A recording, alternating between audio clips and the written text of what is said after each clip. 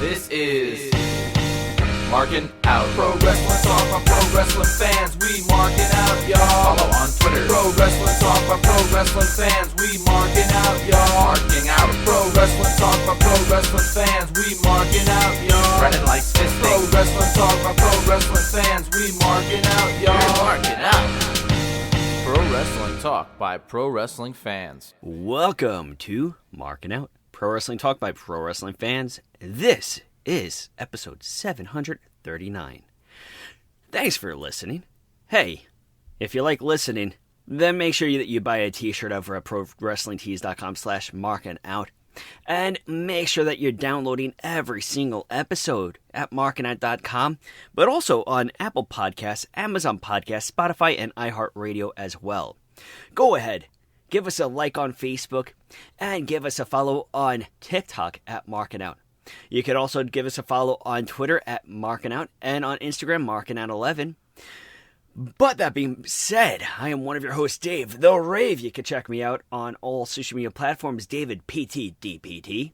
Follow Chris at Chris Sweendog and CM Sweeney 85 on Twitter and Instagram. And also follow BTTG161 Brandon.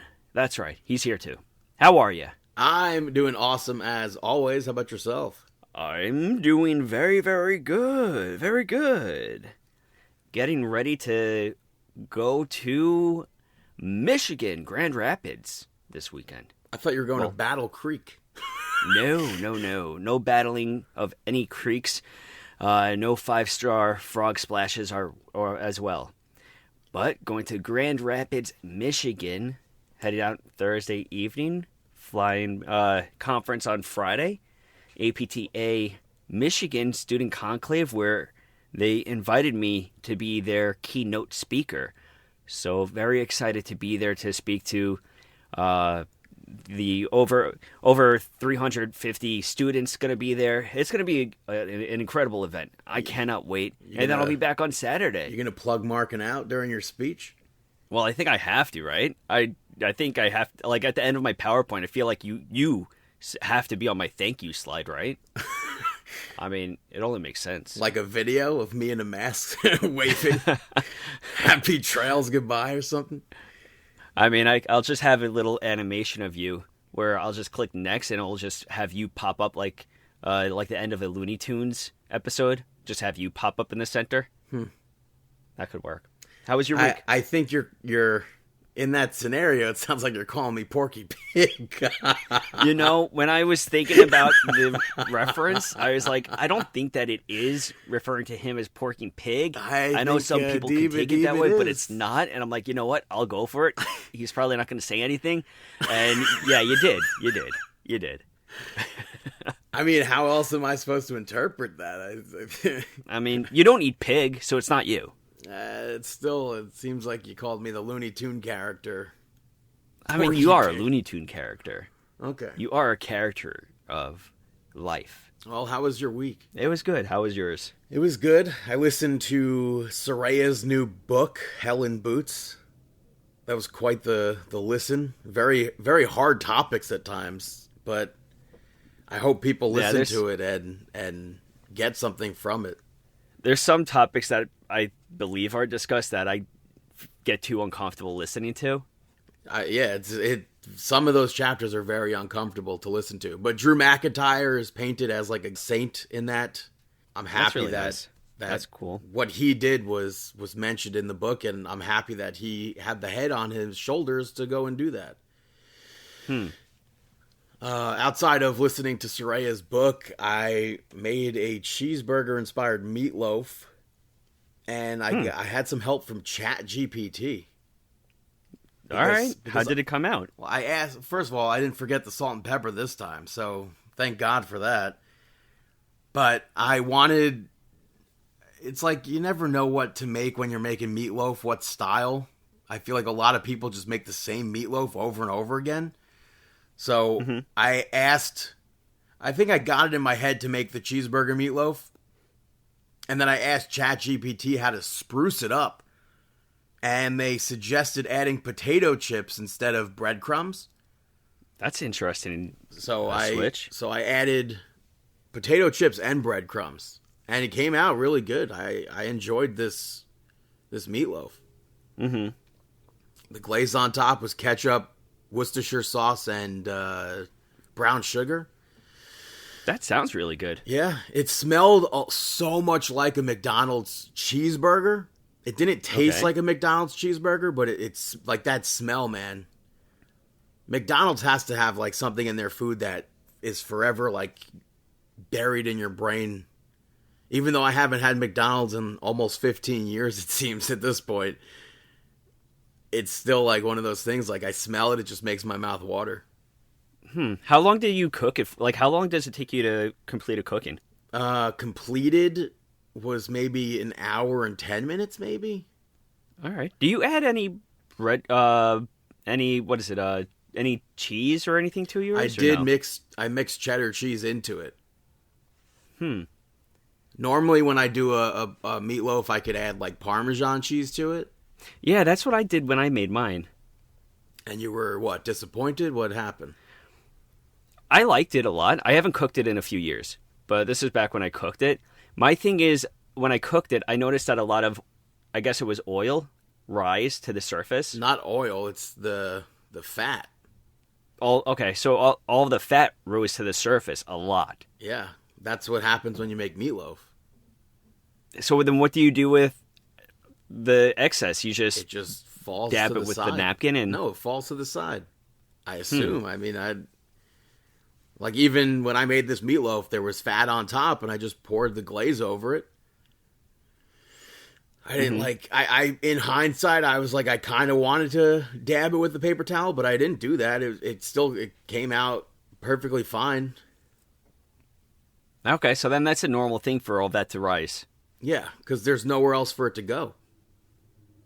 Yeah, that's true. If you think about when That's you're very making when you're making burgers on the grill, how do you know when it's time to flip? The gimmicks rise to the top. Yeah, I always thought that maybe it was just something that I should have added more to prevent as much. No, I don't think that's preventable.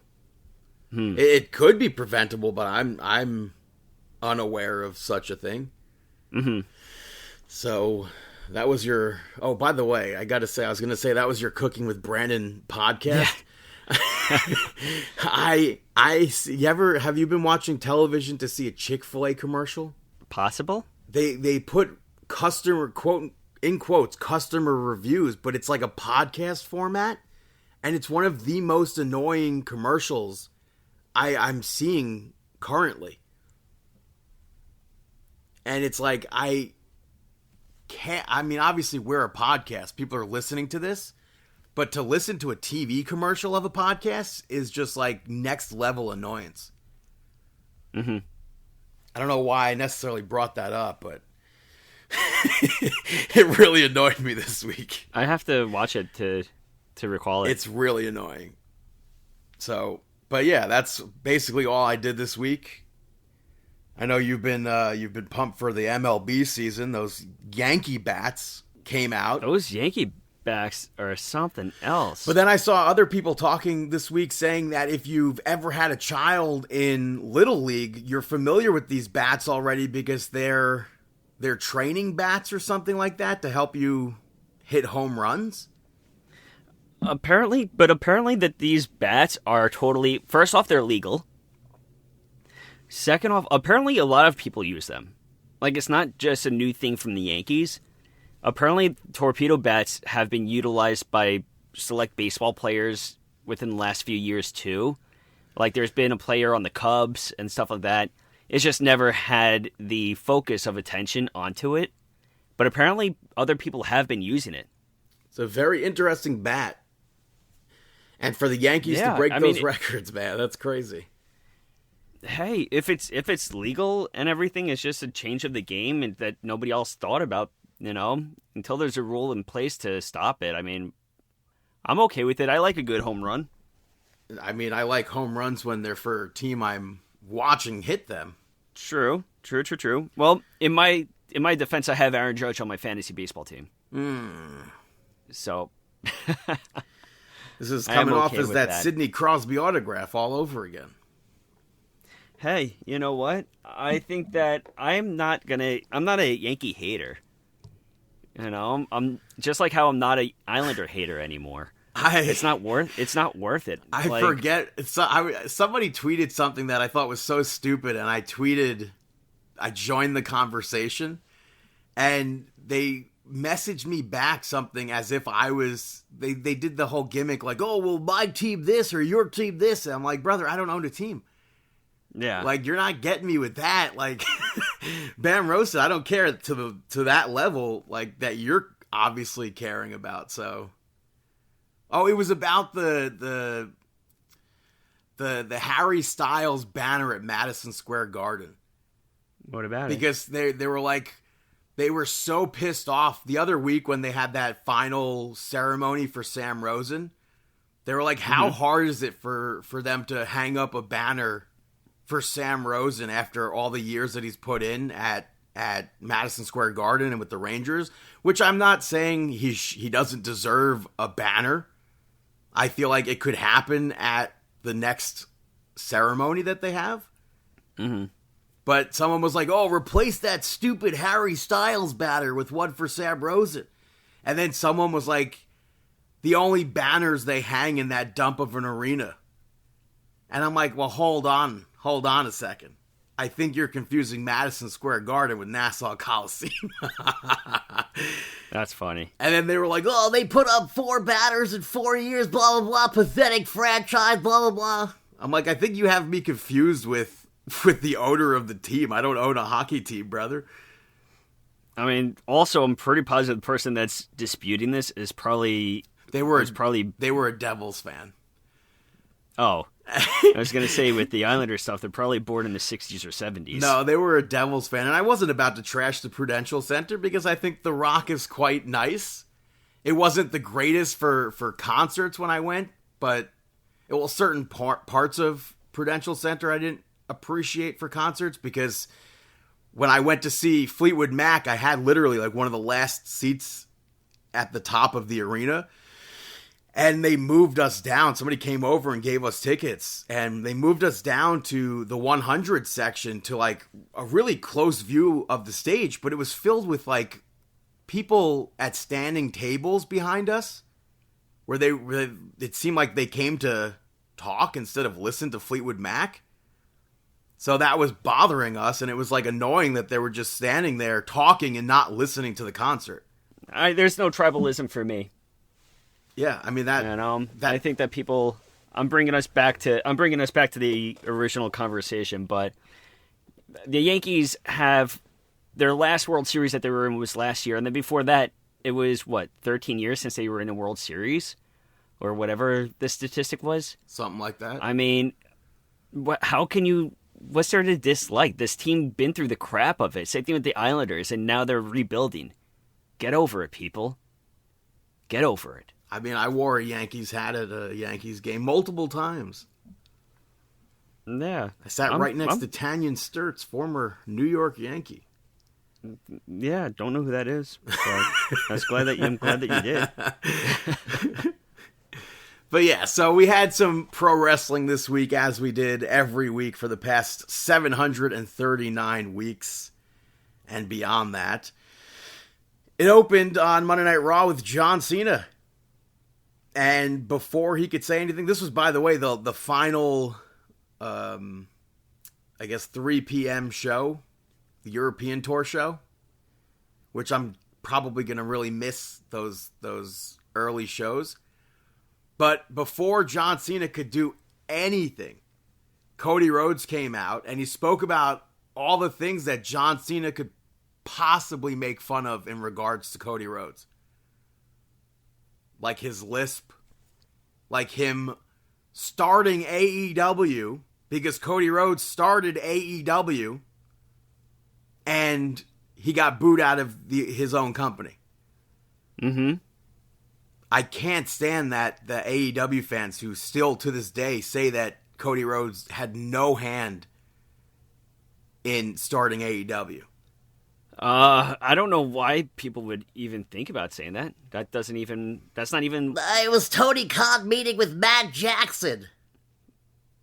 There's not a meeting without Cody Rhodes. There's 0% chance. Everything that they had, the whole Meltzer tweet, oh, I don't think they could sell out 10,000 seats or whatever that tweet was. None of that happens without Cody Rhodes. Without that success. I hope you don't communicate with these people too often. I mean, sometimes I do. Sometimes I try to avoid it. Literally, the IWC this week has been absolutely unbearable. Between the things that they're pissed off with Booker T, they're pissed off with Rob Van Dam, they're pissed off at Bret Hart, they're pissed off. It's just not your time. Dude, it's not worth your time. The IWC was so much better in 2012, 730-something weeks ago. I wish we could have that version of the IWC back. There were still people who were like goofy, but the constant arguing is just absolutely insane. Cody Rhodes 100% started AEW. There's no denying that. But Cody Rhodes said that for the past 2 weeks, John Cena has been lying to this crowd because he doesn't care about the crowd and thinks that they should know why John Cena really did what he did. Mm-hmm. And John Cena said he doesn't care about any of that. Cody's been riding his coattails. Mentioned how they used to ride together. What do you call him? A bag boy or something like that? A what? Like a bag boy, a handler or something like that, where Cody was getting John Cena's bags all those years ago. Something like that. And John Cena said that Cody is afraid to show the people who he really is and mentioned the tattoo. And he said, you're just a common fan. And Cody Rhodes brought up how the fans chose him, unlike how John Cena was chosen by someone who's not even there anymore. Cody brought up John Cena selling out to The Rock, which was the very first time that we've heard The Rock mentioned since what happened. They continued a lot. John Cena went for cheap shots. Cody hit him with the crossroads and laid John Cena out. I was surprised by this. I mean, you have to get some sort of upper hand somewhere. I definitely did not expect the upper hand to take place this right now. I really did not expect that to happen. I think that I'm a fan of it happening, but I definitely did not expect it to happen. I thought that we were not going to get them to attack each other or have a one-up on each other until at least maybe, if you had anything, the Monday Night Raw before WrestleMania. I didn't think it was going to happen this early on, but John Cena selling it too. John Cena was laying there passed out pretty much. He did not move at all until Cody got out of the ring, and then he rolled over. That other John Cena line went viral too about the Cody only takes money from billionaires' kids. Yeah. I took that as a McMahon thing. A solid shot over there. I really thought it was a McMahon thing. I didn't think Tony Khan at all, but oh, really? I mean, it makes sense for it to be Tony Khan also. So yeah, I thought it was Tony Khan related right away. But yeah, next up you had New Day. They made it to the ring, but Adam Pearce came on out and he made an announcement. He was bringing up the New Day and everything that's going on, and he brings out to a very, very warm reception New Catch Republic. The return of Tyler Bate, who has been out injured since July, so it's nice to see Tyler Bate back. And honestly, outside of him having that tattoo, it's like almost stepping out of a time machine with his hair and his mustache. I think it's a shame that he lost his return match, but New Day kind of cheated to get the victory there. Mm-hmm. And then they demanded a title match afterwards, and War Raiders showed up to go face-to-face with them.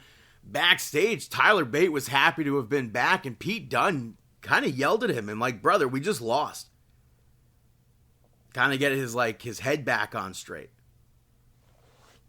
So I'm happy that Tyler Bate is back. Where we're going to go with New Catch Republic, who knows? Yeah, we're going to have to find out.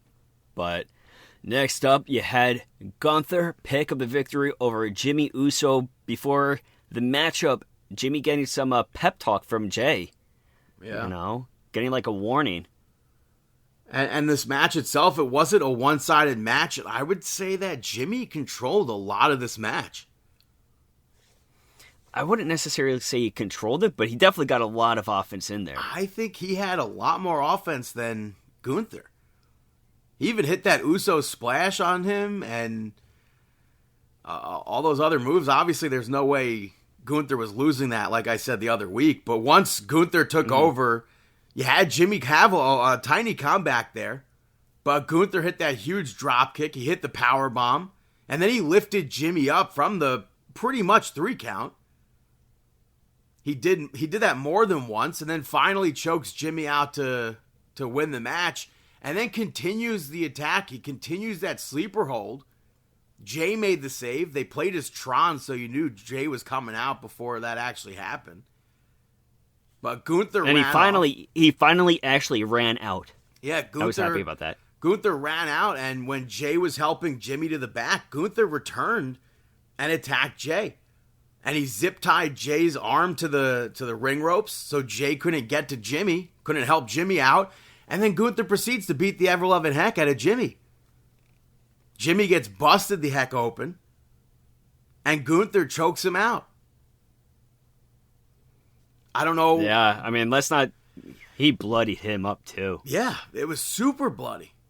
I mean, I thought it was sick where he started to rub the blood on his chest and stuff, and then he even licked his finger. I hate when they do stuff like that. It's disgusting. That was another hot topic on the internet this week, too. Why? What was the internet saying? When AEW does this, you say you spend a whole week talking about it, but you're not saying anything about it right now. It's disgusting. Both companies, it's disgusting. Any company, it's disgusting. Yeah, I'm with you. Every company, it's disgusting when you put somebody's blood in the mouth. Question about this match, though, with Jay and Gunther. Could we potentially see this be turned into a Bloodline Rules match? A Bloodline what? Bloodline Rules. What else would I have turned... what else would I follow that up with? I don't think so. Because I don't think so. I can't see it being a normal match between the two of them. Like, how do you get around everything that Gunther has done to Jay? Now, with the addition to what he did to Jimmy, how do you get around that just being a normal match? I feel like there has to be some sort of added stipulation. I think it's going to be either normal match or a hardcore match. Not a hardcore, but maybe a no holds barred match or something. If you're doing no holds barred, you might as well just have it be that title of Bloodline Rules. I can't see Bloodline Rules. It's not Bloodline related. What do you mean? That's not what necessarily a Bloodline Rules match is. And it very much so is a Bloodline related because he's part of the Bloodline and has the opportunity to bring the World Heavyweight Championship to the Bloodline. Okay, well, first off, all right, if we do it as a Bloodline Rules match, I don't think that Jay is winning, period. I don't know. I think Gunther is going to come out of this stronger. So even if you do a Bloodline Rules match, Jey Uso's losing that match in my perspective. And then who's dethroning Gunther? The next up is Goldberg. You know what? I don't know. No, I don't think it could be Braun Breaker at some point. I don't think anybody should not right dethrone now. Gunther now. I don't know. Gunther, can he have a super historic reign like he had the other 2 titles, man? Yes, he can, but I don't see that. I cannot see Jey Uso walking out of WrestleMania without that championship. Dude, it's going to be incredible because Gunther's going to win. Charlotte Flair is going to win. No, you're going to love it.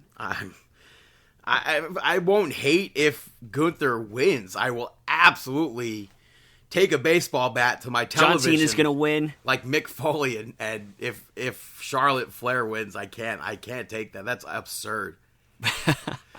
After that match, we saw the judgment. Hold. Well, since you brought up his name, thank goodness Mick Foley's safe and healthy after that scare that he had with the car accident. Yeah, that was pretty crazy. Yeah, very, very scary. I saw the tweet about that, so since you brought him up, we might as well bring it up real quick. But thank goodness he has an angel watching over him, and we wish him a speedy recovery and stuff. That's just very scary. Yeah, I think Please, he's already everybody, back out safe. on tour this week. Yeah, But wild. we had Wild. the Judgment Day pick up the victory over Penta and Braun Breaker, who surprisingly worked well as a team. I like that Doomsday Sling Blade that the two of them hit together. But Carlito got involved, and Dominic ends up holding on to Penta and then pushed him in the way of a spear to save Finn Balor. And that leads to the end of the match. Finn Balor hits the coup de grace, picks up that win. Penta ends up yelling at Braun Breaker afterwards, calling him stupid. Liv Morgan spoke to Dominic later on, so I assumed based off that conversation, she went to go get him an Intercontinental Championship match. So I do think we're going to see that big multi-man match at WrestleMania for the Intercontinental Championship. Maybe Ludwig Kaiser gets inserted into that. Maybe Sheamus. We don't know who gets inserted into that match yet. But this was we'll see what happens. This was Penta's first pinning loss. Yeah. After that, you had AJ Styles come out and call Logan Paul out. It's supposed to be the other way around. But Logan Paul came out and forgave AJ Styles. And AJ forgave Logan Paul. Logan Paul was confused by it. And it led to AJ putting him down. And AJ Styles said that he's in gear and Logan Paul is also there. Let's not wait. Let's wrestle right now. And Logan Paul said, I'm not wrestling on a random Raw. They don't deserve me. And then he points to the WrestleMania sign. He tried to cheap shot AJ Styles, and AJ attacked him, and Logan Paul ends up with the upper hand. So many people told me that AJ Styles... Not so many people told me. So many people on the internet this weekend thought that AJ Styles would be going to be leaving WWE for some reason, showing up at Dynasty. Why would he leave WWE? I don't know. AJ Styles' contract's up, and he's going to be in AEW Dynasty this weekend. Kind of like Kevin Owens and Drew McIntyre when their contracts were up? Everybody. Yeah, about that. The main event. Main event of the evening. Yeah. Io Sky. Oh. Io and Rhea. It actually ended in a double disqualification. Bianca Belair was the special guest referee, getting a little tips from Sean Bennett, I believe it was, beforehand. Which we've been in front of that conversation where he's giving refereeing advice out. If you get that opportunity, listen to it. But I thought this match was pretty good. That second Poison Rana attempt I thought was crazy. But Rhea Ripley, she countered that into a Samoan drop off the middle rope. The headbutt counter that Rhea Ripley did to Io's diving crossbody, I thought that was a really cool setup. Io ends up countering a Riptide, went for a DDT, and then Rhea Ripley held on and hit the Razor's Edge, a little homage to Damian Priest. But Io countered a second Riptide attempt with a pin, and Rhea Ripley ends up hitting Bianca Belair with a big boot by mistake. And then Io gets hit with the Riptide. No referee. No referee ran out, nothing. It was Bianca Belair's time to count. She wasn't there. She was knocked out. And when she got back in, it was just a 2 count. And Rhea Ripley argued with Bianca Belair. I feel like Rhea punched Bianca in the face here. Maybe it was a shove, a strong shove, but it seemed like she punched her in the face. And then Io ends up drop kicking Bianca Belair by mistake. And Bianca Belair called for the bell. I guess essentially screwing Rhea Ripley out of WrestleMania in that moment. I mean... And then Rhea Ripley attacked Bianca Belair and they brawled. Io got into the mix and the three of them all fought. Rhea hit both of them with riptides. She nailed one off the middle rope to Bianca Belair. I don't know how this is not a main event match. I mean, maybe it just doesn't scream main event to anybody but you. Literally all of this screams main event. It closed. It was the main event. It was a main event. All of this closes. All of this is main event worthy. It was the main event. Yeah, it was the main event of Monday Night Raw. Yeah. All of this screams main event. It's not main event over CM Punk, Reigns, and Rollins. I mean, I've seen way more from this than I have with that. No way. Delulu. No. You are so Delulu. So that's Monday Night Raw. I think it's getting turned into that triple threat. But moving over to NXT, it opened with Stephanie Vicor and Ava, where Ava put her over and said that both titles deserve to be defended frequently. And they've both agreed that Stephanie Vicor will be relinquishing the North American Championship. A new champion will be crowned at Stand and Deliver in a ladder match. And Stephanie Vicor said that she'll give up the title if she gets to pick who she faces at Stand and Deliver. First of all, which Ava agreed to. First of all, though, thoughts on her winning the title and then relinquishing it? Not a fan. I think that it would have been a lot of fun if she carried both championships.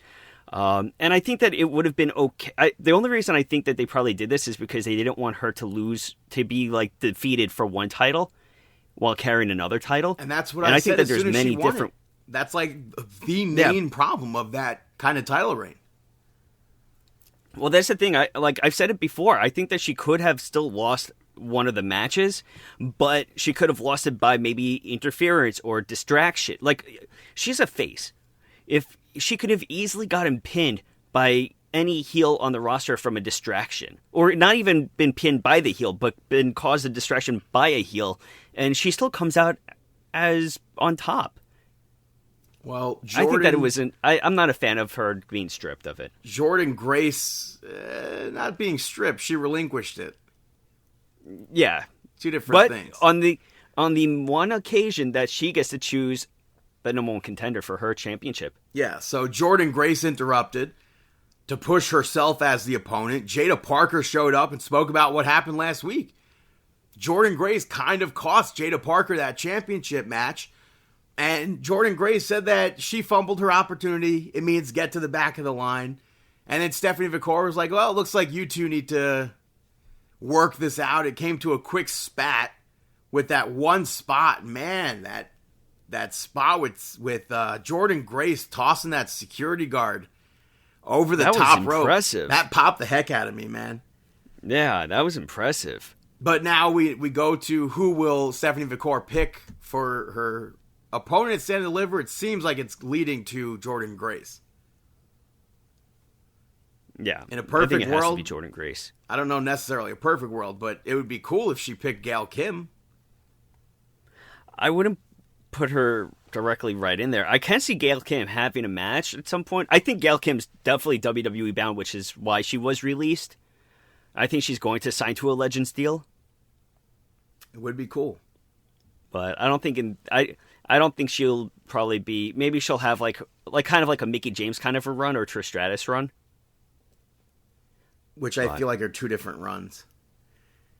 Two different runs, but come on back for like another cup of tea. Yeah, or a cup of tea. She really didn't really get to accomplish much in WWE. That's true. But the first match of the evening for the spot in a ladder match at Stand and Deliver, Zarya picked up the victory over Lash Legend, which this match showed off both of their strengths, like literally throughout the whole match.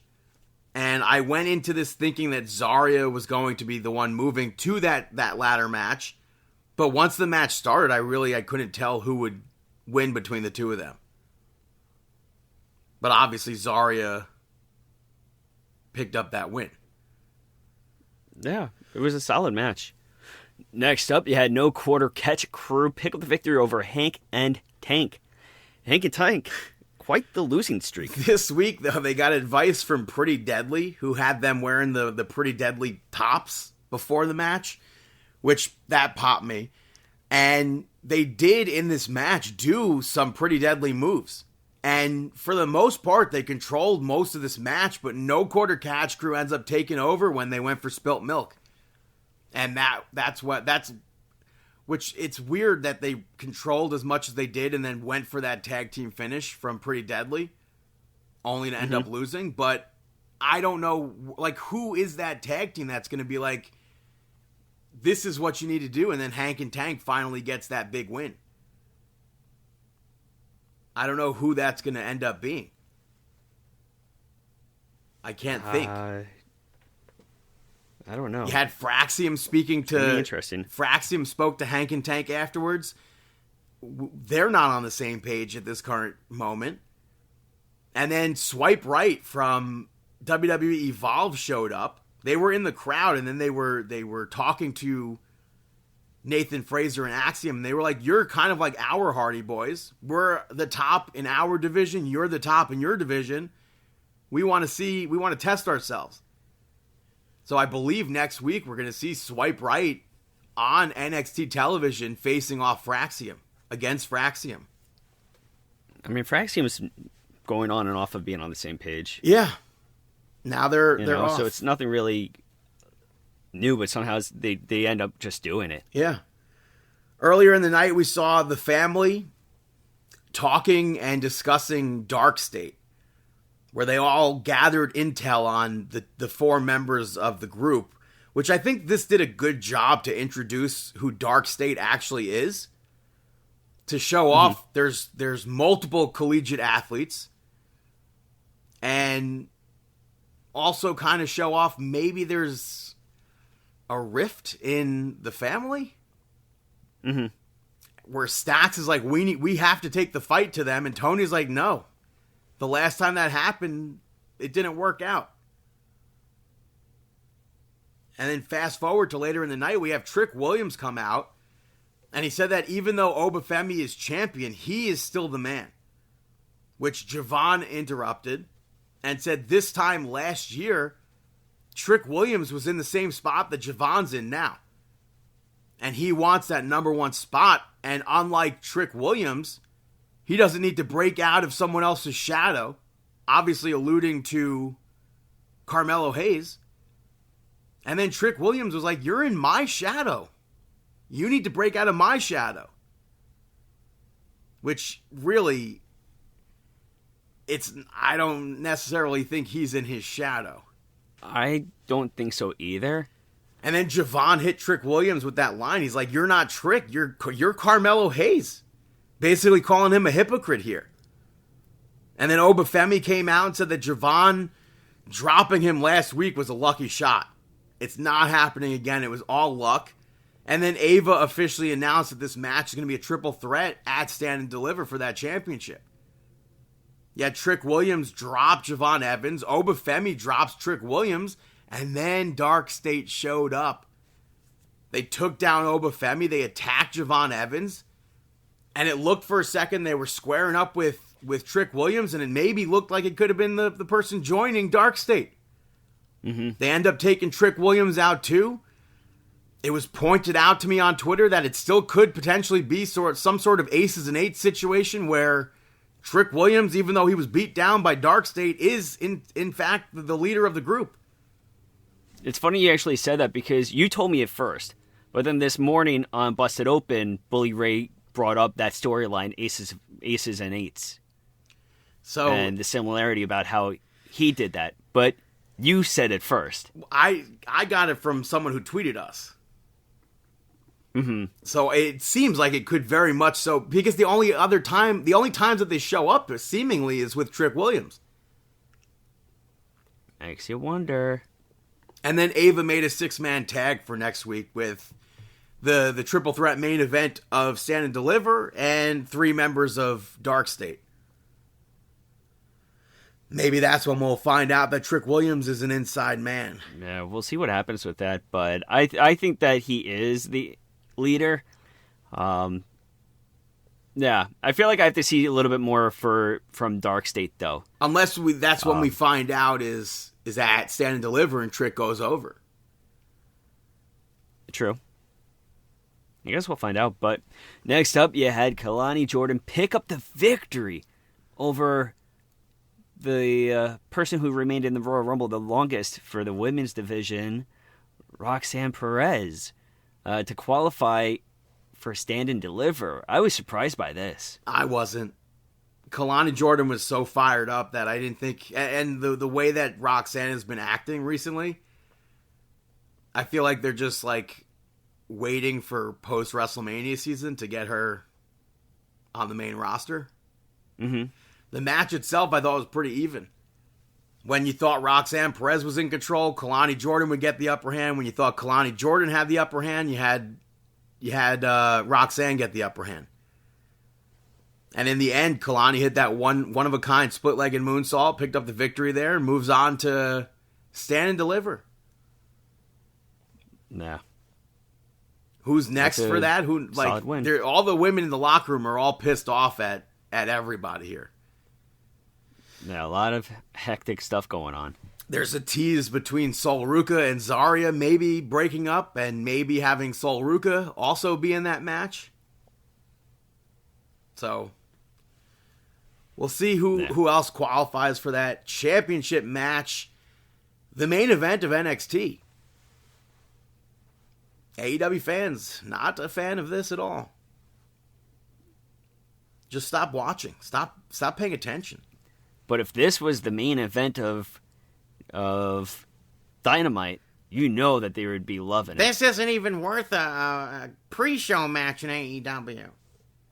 Ricky Saints beats Ethan Page's record as the fastest rising superstar to gain a championship victory and beats Shawn Spears to become the new North American champion. The match went 0-60 right away. They brawled outside the ring a bit. Ricky Saints hit that avalanche jackhammer, which was incredible. You had Nico Vance distract the referee while Izzy Dame passed Shawn Spears the championship. Shawn Spears used that title, and I thought that was going to be it. I thought Ricky Saints was going to be done for. Yeah, that seemed like it was going to. He kicks out. He went on. He hit the C4 Shawn Spears move. He had to take out the rest of the culling. And he got back in the ring. And when he got back in the ring, I was like, oh, that's when they're going to end this match. And it's not a clean victory. But he gets in, hits a spear on Shawn Spears, and then the Rochambeau and wins the championship. Definitely was surprised that he picked up the victory on this, especially with the odds not being really stacked in his favor. And I thought this was going to be something for Stand and Deliver. But he wins the championship, and then Ethan Page attacks him from behind and holds up that title. So I think they're moving over to Ethan Page and Ricky Saints. Yeah. Not even a kickoff show match for AEW. How is this developmental, blah, blah, blah. It's so annoying. I always put you click on to Twitter and say, don't show me these tweets. And they continue to show me these tweets. Stupid. That's NXT. Moving over to SmackDown. It opened up with CM Punk in Chicago. A bunch of this was like a rah-rah Chicago speech sort of thing, mixed in with CM Punk promising to beat up Seth Rollins and Roman Reigns at WrestleMania. Paul Heyman came out and eventually brought up the favor, and CM Punk said that he'd like to tell Roman Reigns to his face, so let him know when Roman Reigns gets there or decides to show up. Later on, Paul Heyman agreed to whatever the favor is without knowing the favor, and instead of Roman Reigns pulling up, it was Seth Rollins, and Seth laughed at it and was like, I'd like to be there when that happens. So I'll put a pin in that. You had Rey Fenix finally make his debut in WWE, picking up the victory over Nathan Frazer, NXT Tag Team Champion. It's been just over 8 months since we've seen Fenix on television, so I was very excited for this match. I was also happy to see Nathan Frazer. I wasn't expecting that, so I thought that was pretty cool. I could very much so do without the strobe lights in the entrance of Rey Fenix. And I thought he was going to get actual fire in it. Like, the whole thing, it seemed like it was set up for fire. Even his shirt design seemed perfect for fire, but he had some pyro, but those lights got to go. But as far as the match goes, I thought this was a good showcase for Fenix. I liked the misdirection stuff from Nathan Frazer at the beginning of the match. He ended up getting kicked, though. And ultimately, Fenix hit all his moves. Hit the Mexican Muscle Buster, they're calling it. I don't think that's what it was called previously, but that's what he won the match with. He was interviewed afterwards, like Penta was in his debut, basically saying that he's pumped to finally be in WWE. They had another video of him off air, and he's like crying. So I'm happy that he's in WWE on television, being booked like that. I'm happy to see both of them. Like I said the other month with Penta, I'm such a fan of the Lucha Bros, so seeing them on television, I'm very happy. You had Legado del Fantasma backstage talking, and Santos Escobar was impressed with Fenix. And then Humberto kind of got jealous and was like, I'm better than him. And Santos was like, if you think you're better than him, then I'm going to need you to prove that. And then has that match set up for, I believe, next week. You had LA Knight pick up the victory over Tama Tonga. They had a segment beforehand with Braun Strowman, Solo Sikoa, and Tama Tonga, basically just hyping up Braun Strowman's match and then LA Knight and Tama Tonga. I thought it was a good segment, though. They had good back and forth in this match. Ultimately, not really a match I needed to see. Unfortunately, maybe. I don't know. It wasn't a bad match. But Solo Sikoa got involved. Tama Tonga rolled LA Knight up, but Knight kicked out and then hit the BFT to pick up that victory. And I thought Solo Sikoa was going to attack LA Knight afterwards, but that didn't happen. Solo didn't do that, and LA Knight got away. You had a segment, Charlotte Flair and Tiffany Stratton face-to-face. Man, oh man. You had Wade Barrett hosting this segment. I think Tiffany Stratton cooked Charlotte Flair in this completely. And I really can't say it enough that I really need her to retain the championship at WrestleMania, but the fans in this segment booed the absolute hell out of Charlotte Flair.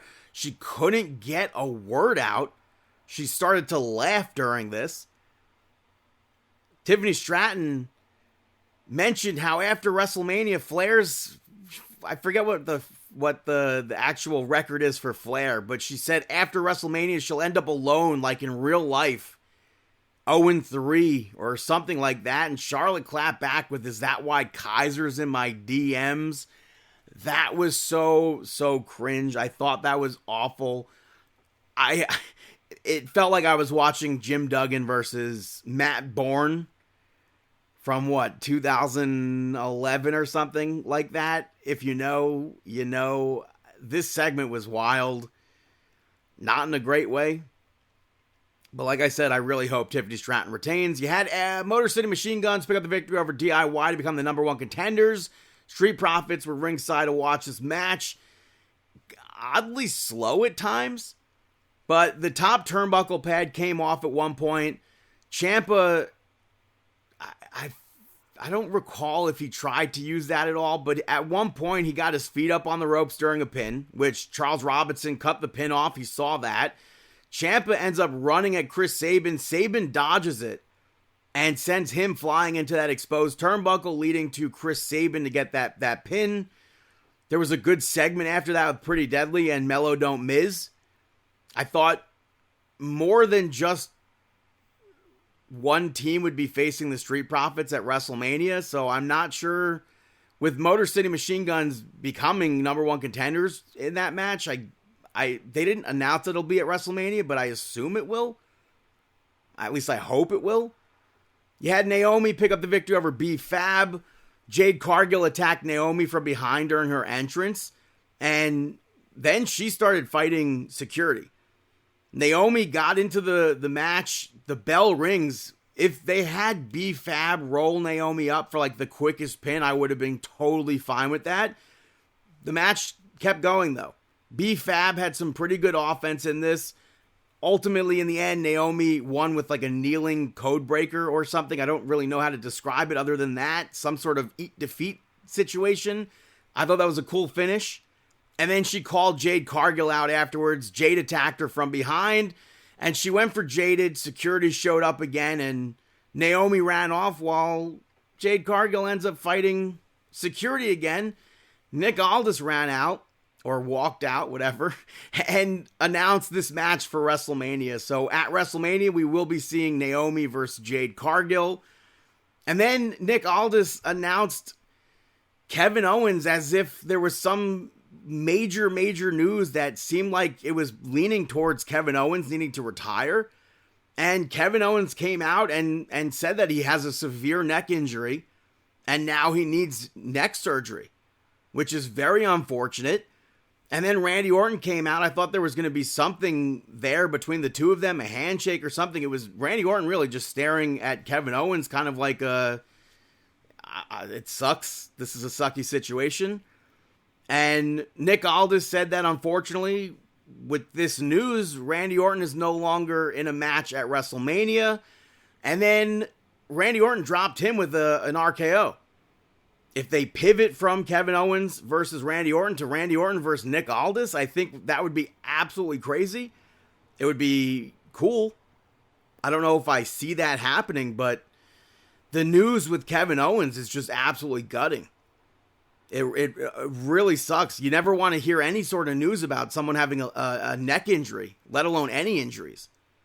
So, like I said, that's very, very unfortunate. I hope Kevin Owens has a full recovery from that. After that, you had Jacob Fatu pick up the victory over Braun Strowman in a last man standing match to become number one contender for that U.S. Championship. This match got started right away outside the ring. Fatu had a bigger start to this, but it's pretty much what we've seen from the two of them for the past few weeks. They did the barricade spot. They did the suplex off the production crates in the crowd through a few tables. I think Braun Strowman cut his arm during that spot. But to end the match, Jacob Fatu hit a running hip attack to Braun Strowman through a table that was set up in the corner. So at WrestleMania, I assume it's Jacob Fatu versus LA Knight for that U.S. Championship. To close SmackDown, you had Roman Reigns come out. First of all, it pulls straight up to the arena, ignores Paul Heyman. And when he got to the ring, he asked Paul Heyman if CM Punk was there. He brought up the favor. And Roman Reigns said that CM Punk the only reason why CM Punk is there right now is because of him. The only reason why CM Punk is in the main event of WrestleMania is because of him. And he called CM Punk out to find out the favor, but it was Seth Rollins who showed up next. And he said that Roman Reigns severely underestimates CM Punk here. And CM Punk can't be ignored. And then Roman Reigns reiterated that he called CM Punk out, not Seth Rollins. Punk came out, brought up the very first day of him knowing Paul Heyman back to OVW and how day one they wanted to fire CM Punk and Paul Heyman said no. And then he brought up the time where Paul Heyman left WWE ECW. And how CM Punk, they were on Big Show's bus. It was them three and Rob Van Dam. And Punk made it about himself, saying, they'll fire me without you. And then he apologized for making it about him and asked Paul what he could do for Paul. And Paul said, when you main event WrestleMania, force them to deal with us. And Punk said the us or the they in that situation aren't in WWE anymore. So he's forcing Roman Reigns to deal with us. And at WrestleMania, his favor is for Paul Heyman to be in his corner, which had Seth Rollins having the absolute time of his life laughing at that. Roman Reigns said even if he let Paul Heyman do it, he wouldn't because of how much he loved Roman Reigns, and Roman told Paul Heyman, let him down easy. Paul Heyman starts crying, and he couldn't say no. and he backed Paul into the corner. CM Punk attacked Roman Reigns, hit the GTS. Paul Heyman freaking out outside the ring. Stare down between CM Punk and Seth Rollins. Rollins left, but what an ending to SmackDown. That favor, I don't know if people are upset about that or not. We'll see the blowback for next week or something, but I feel like it's kind of underwhelming, but at the same time, it adds so much to the story. So it should be fun to see CM Punk be managed by Paul Heyman again. And that's how they close SmackDown. Gonna take a quick little break right now, and I'll be right back here on Markin Out. Ho! Hey folks, I'm WWE Hall of Famer Hacksaw Jim Duggan. And if you want to check out a podcast, I said if you want to check out a podcast, check out Markin Out, tough guy. Ho!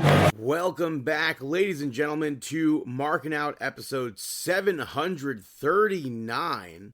Moving back to AEW Collision last week, you opened with a Toni Storm promo, basically challenging Megan Bayne to come out and fight her. Megan Bayne didn't show up, and the spotlight goes on to Toni Storm.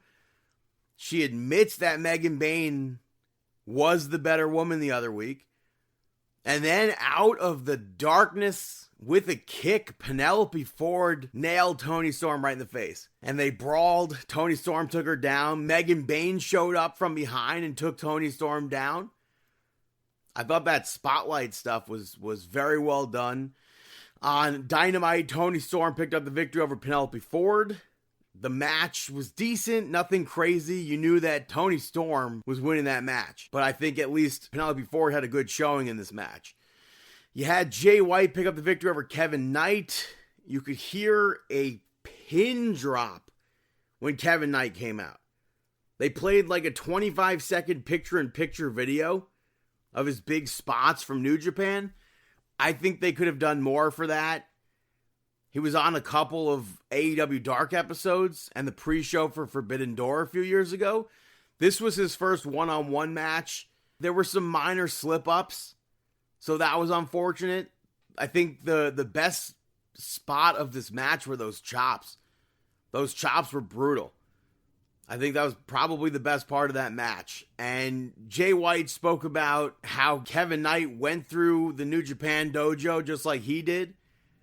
And he's sure we'll see more of him in AEW. And then he mentioned that he's going to be in the Owen Cup and spoke about winning that. Fast forward to Dynamite, we know that he's injured. He's not in the Owen Cup anymore, unfortunately. You got Mercedes Moné picking up the victory over Robin Renegade. I still really wish that Moné had the Renegade twins in a stable. This was mostly, I hate saying it, mostly an awkward match. I think the bigger thing to mention is that Athena showed up and attacked Mercedes after Mercedes announced that she's going to be in the Owen Cup. And then Renegade helped Mercedes up. And she ends up eating an Eclipse while Mercedes Moné escaped. So I don't think you can necessarily rule out a group involvement with the Renegade twins and Mercedes Moné. But it would be interesting to see that. Athena ends up entering the Owen Cup. Billy Starks ends up entering it. Chris Statlander, Thunder Rosa, they all entered the Owen Cup. The Learning Tree picked up the victory over Top Flight, which is exactly what I said would happen. Top Flight won a match just to lose to them. They looked great in the match. I'd say that they looked better than the Learning Tree. I hated that Brian Keith was allowed to pin Dante while Big Bill was already pinning him. I hate when they have that spot. But Leo Rush and Action Andretti showed up with chairs. AR Fox showed up, so they ended up leaving. They tried to recruit Nick Wayne later on to help against Top Flight. I assume that'll happen. I don't know when. You had Adam Cole and Daniel Garcia come out. The main takeaway is that Adam Cole wants another shot due to the time limit draw. Matt Menard tried to talk Garcia out of accepting another match. Garcia said he doesn't have to, but he wants to. That match gets set up. Wheeler Yuta picked up the victory over Dax Harwood. This had some good technical spots. Wheeler Yuta complained about his knee at one point, and Dax dragged him back into the ring, only for Wheeler Yuta to roll him up and get that win. Yuta still sold that knee afterwards, so Dax just looks like the heel in that situation. Dax argued with the referee afterwards, puts his hands on the referee, and then started fighting security, accidentally knocks Cash over. And then on Dynamite, Dax paid the referee, I think, like $10,000 and apologized.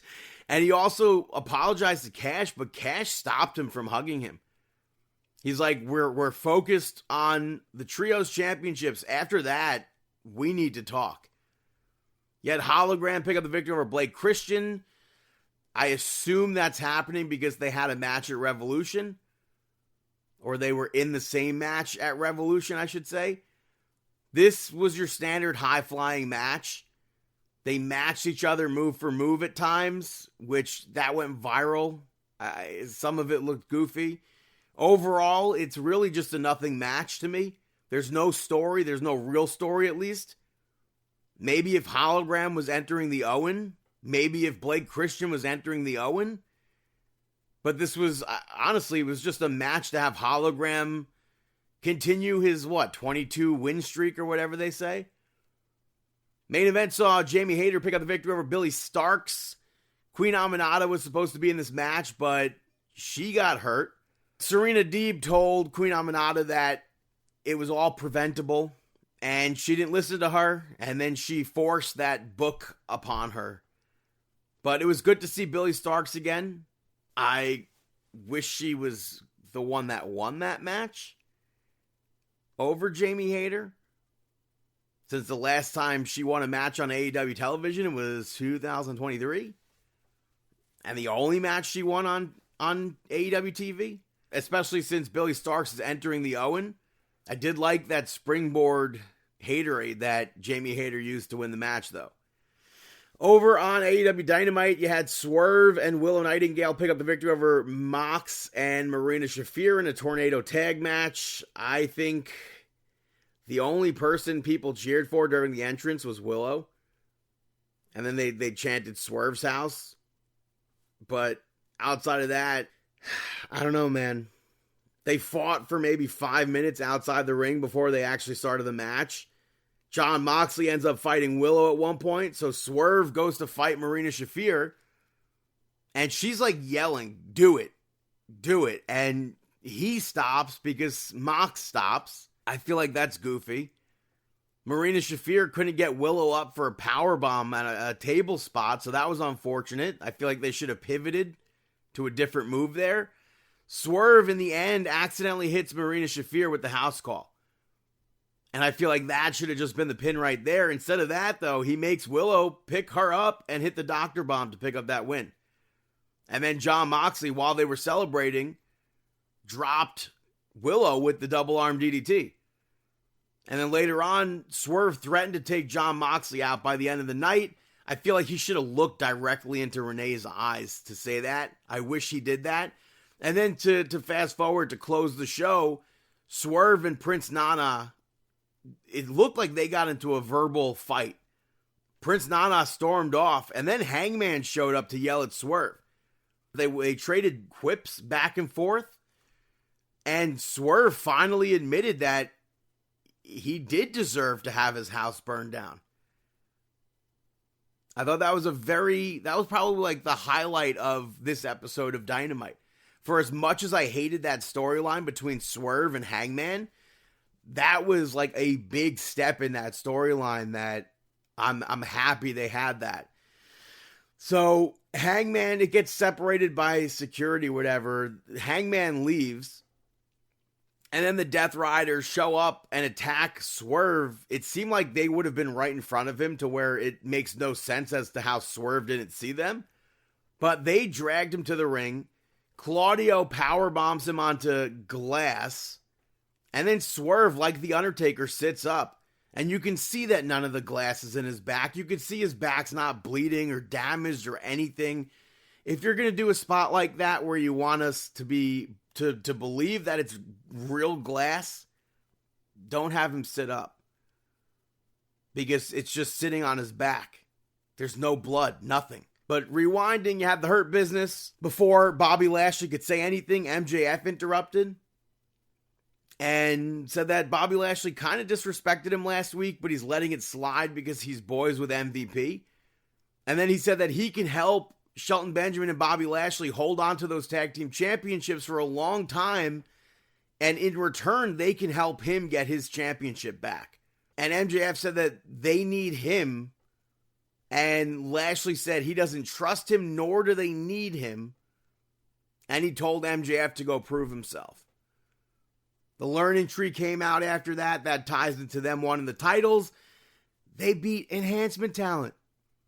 How does that do anything to show that they can beat Bobby freaking Lashley and Shelton Benjamin? Those kind of matches are absolutely absurd.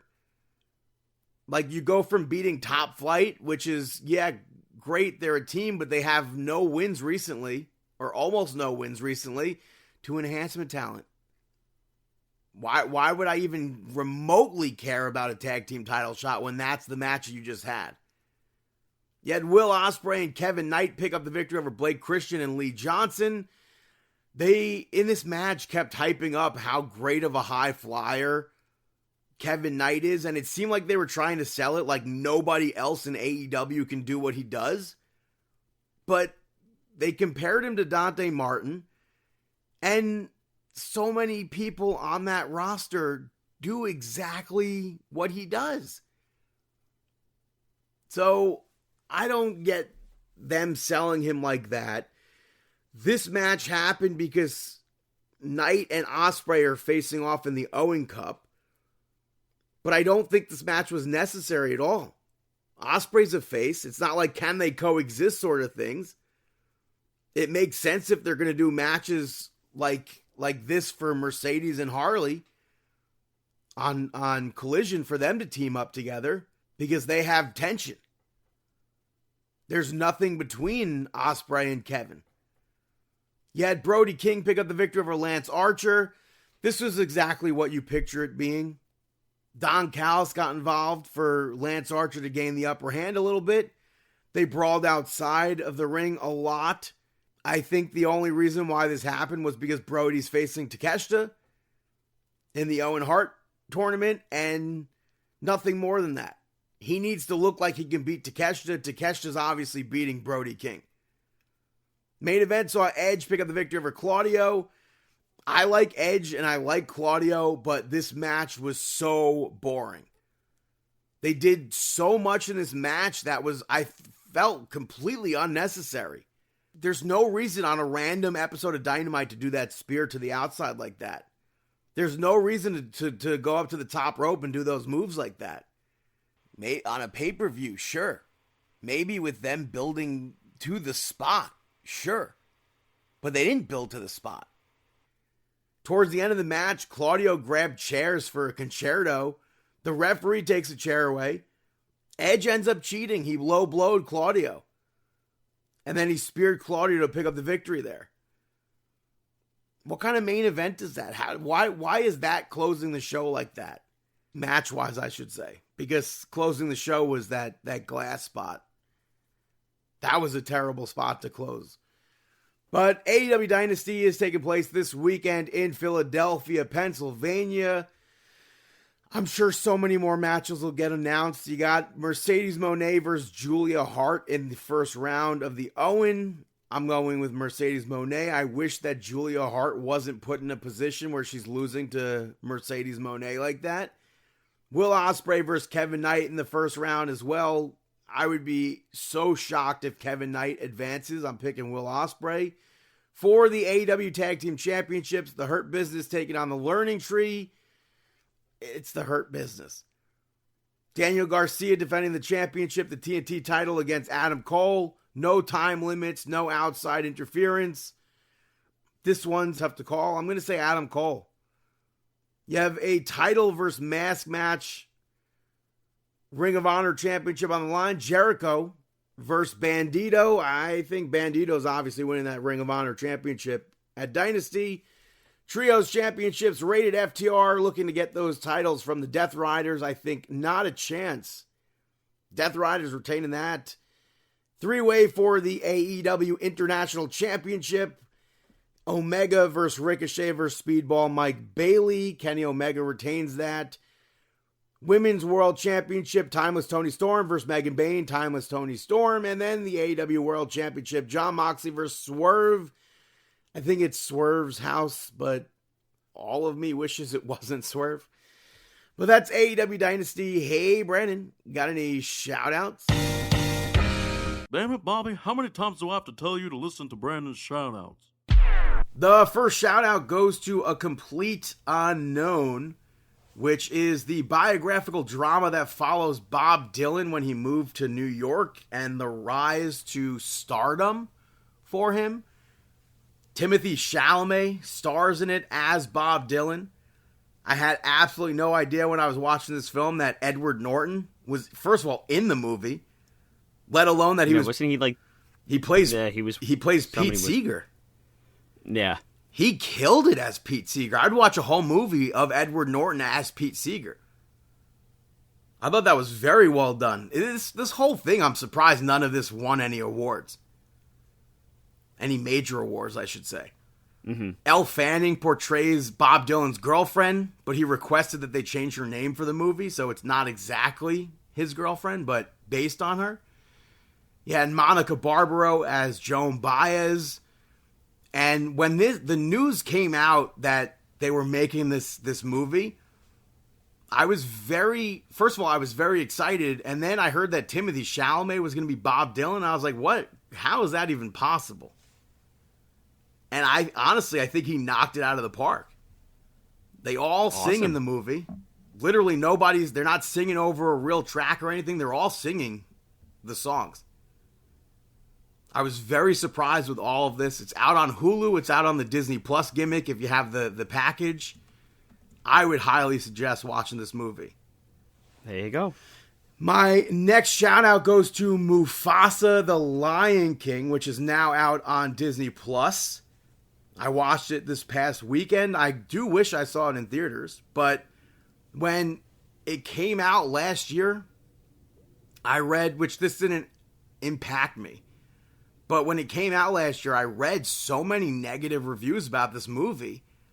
But I think if you're a fan of the Lion King franchise, there's nothing that you can't enjoy with this movie.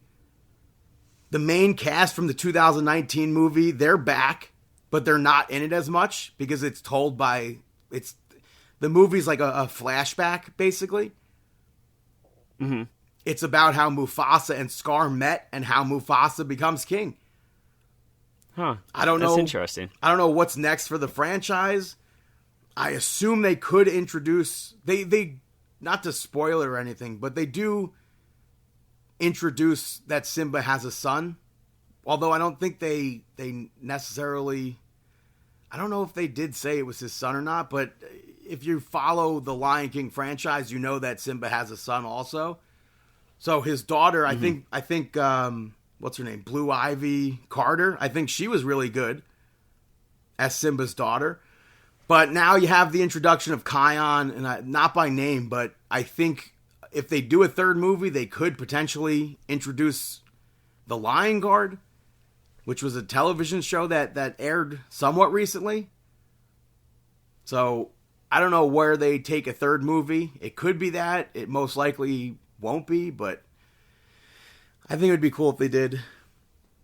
Another shout out goes to Mid-Century Modern, which stars Nathan Lane, Nathan Lee Graham, and Matt Bomer. And it's a brand new show out on Hulu. And I heard Nathan Lane describe this as a gay Golden Girls, which I understand where he's coming from, but I feel like it's not a lot like the Golden Girls. There are three friends who end up moving in together after a friend of theirs dies.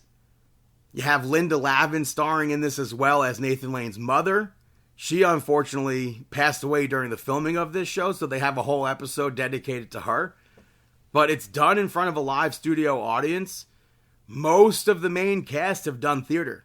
So I think it works really well, and I think it's a good sitcom.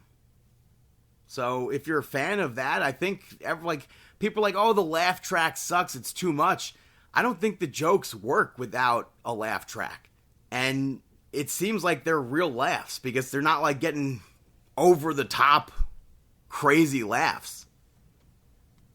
So, like I said, it's out on Hulu. Check that out. My last shout out goes to Val Kilmer, who unfortunately passed away this week at the age of 65. I know a lot of people don't like this movie, but I was a fan of Batman Forever. And he portrayed Bruce Wayne. He was Batman in that movie. He was fantastic as Jim Morrison in the Doors biopic. Mm-hmm. Other big movies that he's been included in, you have Top Gun. I know he reprised his role later on. Tombstone. I know one of your favorite movies, Willow. Yeah, it's very sad, you know. I loved Tombstone and Willow, especially growing up. Willow, I was a big fan of, with the fantasy aspect of it. I remember always watching it on VHS. Which I think he might have reprised his role for Willow as well when they did that reboot thing. I am not too sure. I'm almost certain he did. But even here is another movie, Real Genius, I remember. You know, so many movies from that time, and he was such a good actor from then, you know? Yeah, he was in the... It was very sad. He was also in that Bob Dylan movie, Masked and Anonymous, which was like a super out there movie that Bob Dylan wrote with Larry Charles, who did Seinfeld and Curb Your Enthusiasm.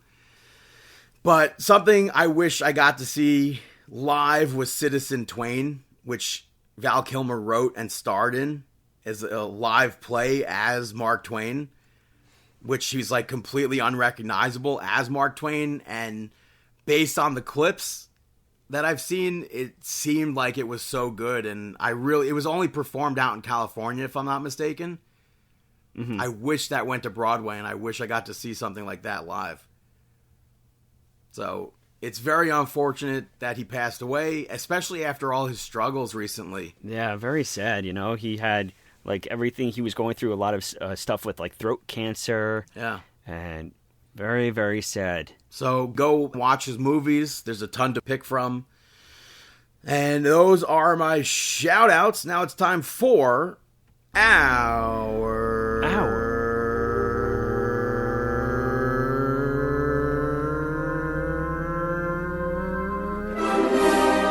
Mark Out Moment of the Week. That is right, our Mark Out Moment of the Week. I do want to say I mentioned during SmackDown last week, but since Louis Capaldi was also on Monday Night Raw, I will mention it here as well. He's been out of the public light for pretty much 2 years or so, dealing with health issues. So it was really great to see him out and on TV and enjoying SmackDown and Raw. Yeah, I was not expecting him to be there, but his reaction to being there was pretty epic too. He was just like, thumbs up, yeah, I'm here. Don't put this spotlight on me, please, but I'm here. Yeah. Did you have any other mark out moments? I mean, I marked out for them inducting Bret Hart versus Stone Cold Steve Austin, a match. From WrestleMania 13, the first match being inducted to the WWE Hall of Fame, which makes Bret Hart the first 3-time Hall of Fame inductee. This match is often said to be the best match in WWE history. Yeah, definitely. And it's interesting when you watch, there's actually a podcast episode of Stone Cold Steve Austin diving into this entire matchup. Like, it's really cool. Have you ever listened to it or no? I could have. I'm not 100% sure. It's actually really interesting because it's like a watch-along where he starts at the very start of the match and he says, okay, I'm clicking play right now. And he describes like what he's clicking play on, so you can too. And he talks you through it. He's like, okay, so in this part, I just hurt this. I just hurt my back on this one, so I'm going over to Bret and I'm saying this and this. And then he pulls me over and this takes place. Like, just step by step, telling us everything, and it's really really interesting to listen to the full breakdown of it. But I definitely marked out for that taking place. So I thought that was really cool. Another match that WWE, that everybody always fights for that number one spot, I think, is that WrestleMania 25 match between Undertaker and Shawn Michaels. So I would like, if they're inducting matches, I would very much so like to see that match inducted. What are you going to induct first? Shawn Michaels versus Razor Ramon, or Undertaker versus Shawn Michaels? I think it's Undertaker, Shawn Michaels, WrestleMania 25 before that. Really? I'm going Shawn Michaels versus Razor Ramon before that one. I feel like it was just such a monumental matchup for Ramon and HBK for ladder matches. I think that would be inducted first. But that's the thing. Like, I don't know what matches will end up inducted, because for me, top of my list right now, which I don't foresee them inducting anytime soon. The WLC match? Which was a great match, but it was, I was going to say Sasha Banks versus Bayley from NXT TakeOver Brooklyn. That could be inducted. For me, that's like the top tier best women's match they've ever done in WWE. No, it leaves so many options out there. And I do like that they're moving to inducting matches, kind of like what UFC does, because it takes off the necessity of inducting an individual, because I feel like they are starting to. They went through a phase where they were inducting a little bit too many people, in my opinion. Maybe people too early. Oh man! I'm glad that they're moving. The Hall of Fame is starting at 1 a.m. this year at our time. So yeah, that sucks. 1 a.m. as well. That really sucks. Yeah. But in what world? Hey, Why? What a world. Why can't they just take off that third hour of SmackDown and start it then? We have to sit through 3 hours of SmackDown and then wait. Why can't they just let me know if Sting is going to induct Lex Luger so I don't have to stay awake? That was another hot topic this past few weeks, too. Yeah. We'll see what happens with that. I mean, we'll see. So that is the Mark Out Moments of the week. That is episode 739. Thank you so much for tuning in. You could follow us on Twitter at Markin Out, at BTTG161 on all platforms, at Chris Sweendog, CM Sweeney 85, David PTDPT on all platforms, Facebook.com/Markin Out, YouTube and Instagram Markin Out 11, ProWrestlingTees.com/Markin Out, at Markin Out on TikTok. You could rate, review, subscribe, Apple Podcasts, Amazon Podcasts, Spotify Podcasts, iHeartRadio, YouTube, markinout.com, and we wish you the